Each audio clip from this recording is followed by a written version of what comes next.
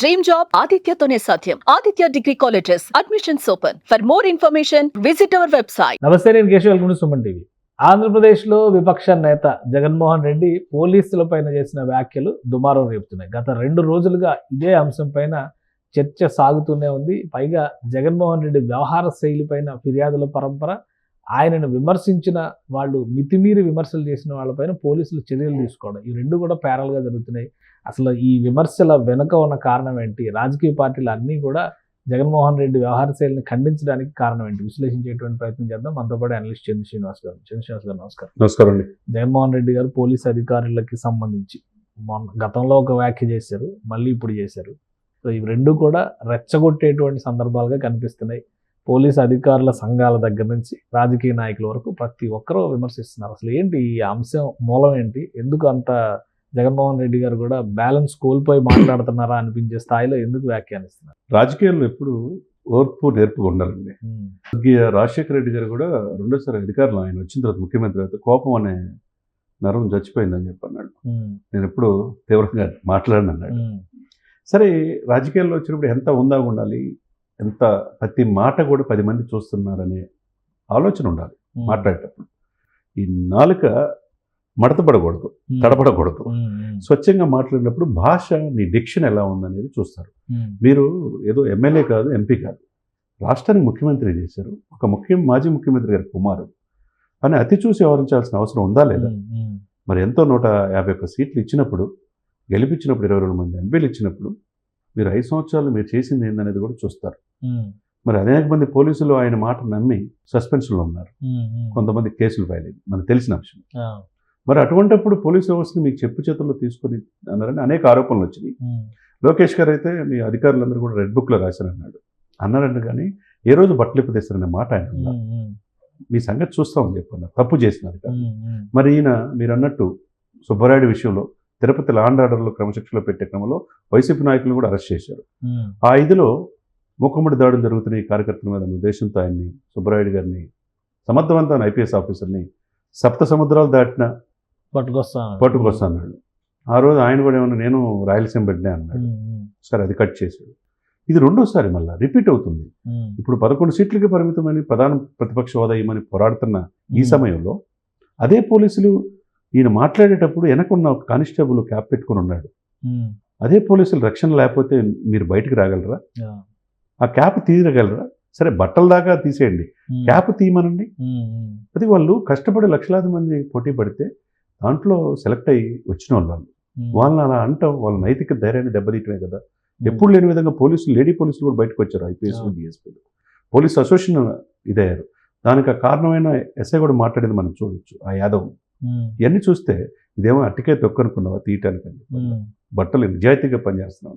అసలు బట్టలు తీసేది బట్టలు. పోలీస్ అధికారులు విధి నిర్వహణలో సమర్థంగా వ్యవహరిస్తున్నారా, లేదా కూటమి ప్రభుత్వాన్ని కొమ్ము కాస్తున్నారా? ఎందుకంటే పదే పదే వైసీపీ నాయకులు చేస్తున్న బలమైన ఆరోపణ అదే. ఇప్పుడు జగన్మోహన్ రెడ్డి గారి ఆవేశానికి కూడా కారణం అదే. ఆ విషయంలో పోలీసుల పనితీరుని ఎలా మనం బేరీజ్ వేయాలి? అంటే పోలీసులు తప్పు చేశారనుకోండి, మీకు వ్యతిరేకం చేస్తే చట్టాలు ఉన్నాయి కదా, కోర్టులు ఉన్నాయి కదా, కోర్టులకు వెళ్తారు కదా. కోర్టులకు వెళ్ళి మీరు ఆ సమస్యను పరిష్కరించుకొని, ఆ అధికారి ఎవరైతే అధికార పక్షానికి కొమ్ము కాస్తున్నారని మీరు భావిస్తే వాళ్ళు సస్పెన్షన్ చెప్పవచ్చు, ఆధారాలు చూపించగలిగితే. ఎందుకంటే మీకు అడ్వకేట్ జనరల్గా అంతకుముందు చేసిన పొన్నవోలు వీళ్ళందరూ ఉన్నారు కదా, తిరుగుతున్నారు కదా. ఇప్పుడు బోసాన్లు వీళ్ళంతా బోరగడ్డకి వీళ్ళందరికీ కోసం వెళ్తున్నారు కదా. ఆ టీంని పెట్టుకొని మీరు పోరాడొచ్చు.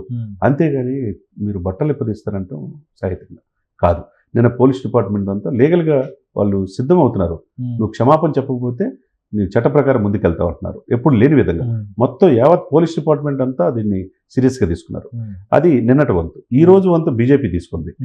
ఎందుకంటే పురంధేశ్వరి గారు స్పందించారు. పోలీసుల్లో మహిళలు ఉంటారు, మీరు బట్టలు పిలుస్తారంటే ఎంతవరకు సమంజసం అని బీజేపీ ఇదిగా ఎంపీగా ఆమె మాట్లాడుతున్నారు. ఇకపోతే భానుప్రకాష్ రెడ్డి, ఆయన టీటీడీ బోర్డు మెంబరు, ఆయన కూడా స్పందించి మీరు 10.5 సంవత్సరాల నుంచి మీరు బెయిల్ మీద ఉన్నారు, ఇప్పటికీ మీరు ఎలా మాట్లాడతారన్నారు. కృష్ణదేవరాయలు గారు అయితే ఆ పార్టీ నుంచి వచ్చిన ఎంపీ. ఇప్పుడు టీడీపీ ఎంపీ, ఫ్లోర్ లీడర్, ఆయన కంప్లైంట్ ఇచ్చారు. మొన్న మద్యం మీద కంప్లైంట్ ఇచ్చాడు. ఈ రోజు అమిత్ షా కూడా కంప్లైంట్ ఇచ్చి ఆయన 10.5 సంవత్సరాల నుంచి బెయిల్ మీద ఉన్నాడు. ఎట్లా పోలీసుల్ని ఆత్మధైర్యం దెబ్బతీసే విధంగా మాట్లాడతారని ఆయన హోంశాఖ కంప్లైంట్ ఇచ్చారు. ఇకపోతే భానుప్రకాష్ రెడ్డి, మన నీకు రెడీ నువ్వు క్షమాపణ చెప్పకపోతే నీ కొత్త రూము, కొత్త డ్రెస్సు, కొత్త నెంబరు రెడీ అవుతుందని అంటున్నాడు. దీన్ని బట్టి బీజేపీ వంతు ఈరోజు తీసుకున్నారు, టేకప్ చేశారు.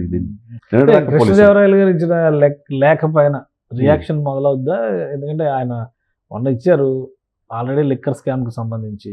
కసిరెడ్డి రాజశేఖర్ రెడ్డి రెస్పాండ్ కావట్లా, 3 సార్లు ఎంక్వైరీకి నోటీసులు ఇచ్చినా కానీ ఆయన రాలేదు. ఇంకా ఆల్రెడీ జైల్లో ఉన్న వాసుదేవరెడ్డి గురించి ఆయన దగ్గర నుంచి కావాల్సిన ఇన్ఫర్మేషన్ తీసుకున్నారు. విజయసాయి రెడ్డి గారు స్కామ్ జరిగింది కానీ మాకు సంబంధం లేదు అంటున్నారు. పేరు నాని గారు 100 రకాల కామెంట్లు చేస్తున్నారు. కొల్లు రవీంద్ర గారు ఏమో ఆధారాలు ఉన్నాయంటున్నారు, చర్యలు తీసుకుంటున్నారు అనేటువంటి సంకేతాలు కనిపించాయి. సో లిక్కర్ స్కామ్ మీద కృష్ణదేవరాయలు గారు ఒక లెటర్ ఇచ్చారు, ఇంకా ఏమీ యాక్షన్ కనపడలేదు. ఇప్పుడు మళ్ళీ జగన్మోహన్ రెడ్డి గారు అనుచిత వ్యాఖ్యల మీద ఒక లేఖ ఇచ్చారు. దీని మీద ఏమైనా యాక్షన్ కానీ రియాక్షన్ కానీ ఉంటుందా కేంద్రం నుంచి?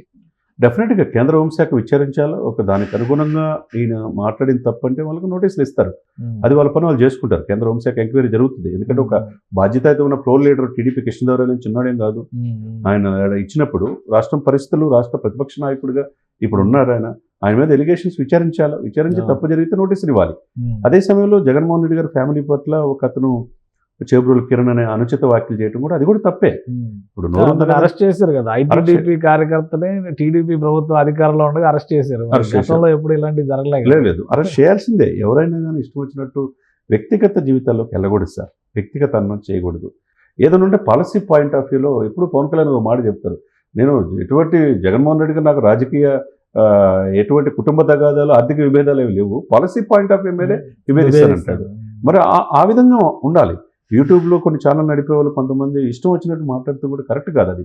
ఎందుకంటే బాధ్యతాయుతంగా 5 సంవత్సరాలు రాజ్యాంగం ప్రకారం ప్రజలు కోట్లాది మంది ప్రజలు వేస్తే 51%తోనే ఆయన గెలిచాడు. ఇప్పుడు 40% తగ్గినంత మాత్రాన ఆయన మాజీ ముఖ్యమంత్రే కదా.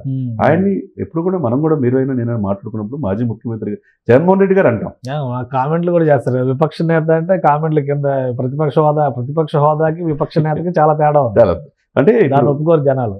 మనం రాజ్యాంగం ప్రకారం ఆయన్ని ఆ హోదాని మనం గౌరవించాల్సిందే. అదే సమయంలో వ్యక్తిగత అన్నం ఎవరూ చేయకూడదు, అది తప్పే. దాని ప్రకారం ఆయన చట్టపరంగా చేబ్రోలు కిరణ్ ఇంకొకళ్ళ కుటుంబం పట్ల వెళ్ళి కుటుంబాల్లోకి వెళ్ళి అసభ్యంగా మాట్లాడతారు తప్పు. అది చట్టపరంగా చర్యలు తీసుకోవాల్సిందే. అది టీడీపీలో జరుగుతుంది. అది ఎవరైనా ఒకటే. కాబట్టి అదే సమయంలో జగన్మోహన్ రెడ్డి గారు పోలీసుల నైతిక ధైర్యాన్ని దెబ్బతీసే విధంగా వాళ్ళని బట్టలు ఇప్పదీస్తానన్నట్టు ఈ దేశంలో ఏ ముఖ్యమంత్రి కూడా అలా మాట్లాడు.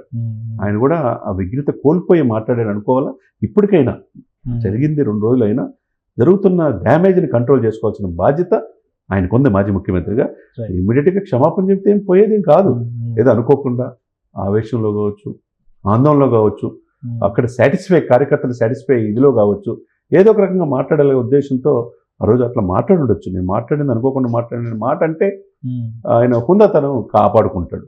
లేకపోతే ఇది చిలిచిలికి గాలివారంగా ఉండి కోర్టులో కేసులు కూడా ఎదుర్కొనే పరిస్థితి వచ్చే అవకాశం స్పష్టంగా కనపడుతుంది. థ్యాంక్ యూ శ్రీనివాస్ గారు. ఇది జగన్మోహన్ రెడ్డి చేసినటువంటి వ్యాఖ్యలు పెద్ద రాజకీయ దుమారంగానే మారుతున్నాయి. న్యాయస్థానాలని తాకుతున్నటువంటి పరిస్థితి ఉంది. అలానే కేంద్ర హోంశాఖకి ఫిర్యాదులు కూడా తెలుగుదేశం పార్టీ ఎంపీ చేసిన నేపథ్యంలో దీనిపైన మరింత దూకుడుగా వ్యవహరించే అవకాశాలు కనిపిస్తున్నాయి. అలానే వ్యక్తిగత హననానికి, వ్యక్తిత్వ హననానికి వెళ్ళేటువంటి వ్యాఖ్యలు ఎవరు చేసినా కానీ ఉపేక్షించబోమనేటువంటి సంకేతాలని కూటమి ప్రభుత్వం ఇస్తుంది. ఈ క్రమంలోనే ఐటీడీపీ కార్యకర్త చేసినటువంటి అలాంటి కామెంట్స్ని దృష్టిలో పెట్టుకుని అరెస్టులను కూడా సాగించిందని శ్రీనివాస్ గారు విశ్లేషిస్తున్నారు. ఇది special discussion. Keep watching. Suman టీవీలో మీ పర్సనల్ అండ్ బిజినెస్ ప్రమోషన్స్ కోసం కింది నెంబర్కి కాంటాక్ట్ చేయండి.